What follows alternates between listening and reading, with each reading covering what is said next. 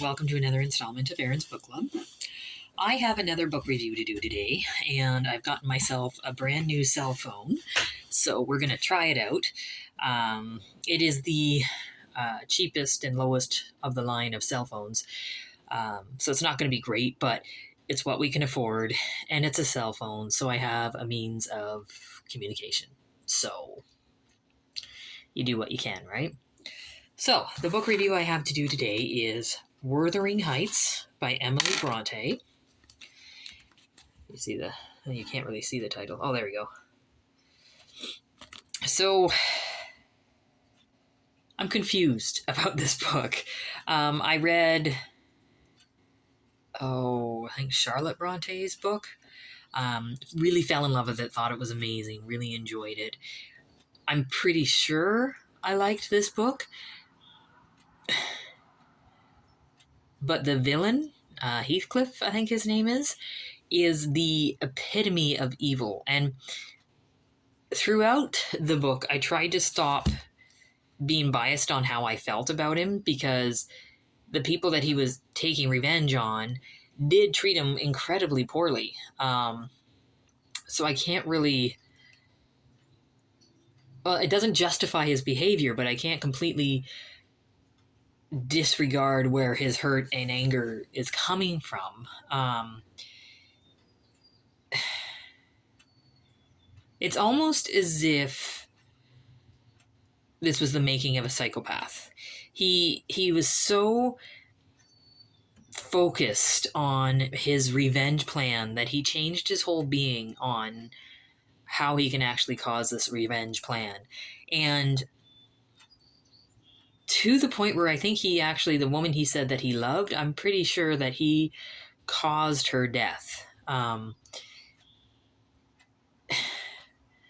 stress of seeing him probably caused her death.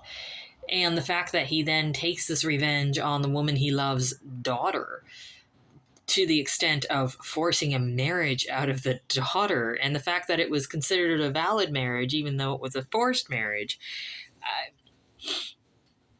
This book made me incredibly uncomfortable.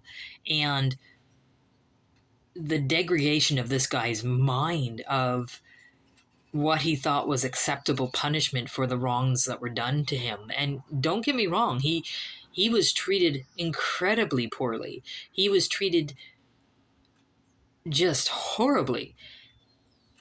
But he ruined multiple lives to get the revenge that he wanted. And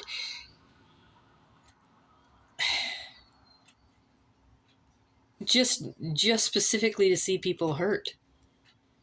And despite myself, despite how much I ended up hating this character in the end, I did feel a bit of sympathy until I found out where he was buried. So even in death, he wouldn't leave well enough alone. He had to manipulate and control everything, and to make sure that he was in charge of when people suffered and when people didn't suffer.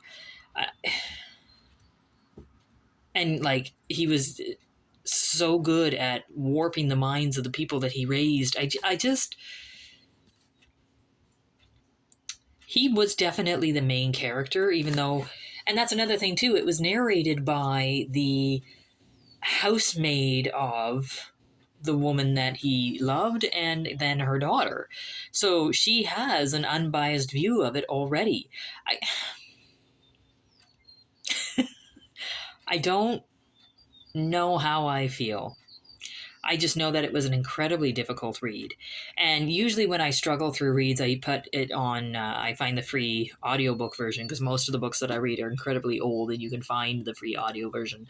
I think I listened to it for 2 chapters and I couldn't, because the narrator was horrid.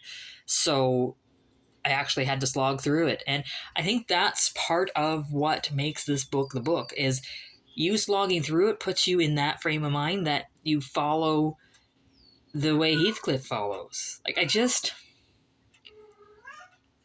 I haven't got a lot to say about it because it hasn't really gelled. I just know I really didn't like it, and this villain of a character made me very uncomfortable.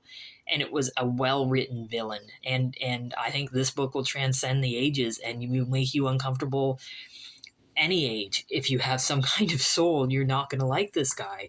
And part of it was like, sometimes you hear this book is described as a romance of the century, and this is not a romance. This is an unhealthy man ruining and making unhealthy relationships with everybody that he touches, just because he wants to spread pain. Yeah, I liked it, but very disturbing. So that's all I have to say about that, and I will let you know when I have another book read. Thanks, guys.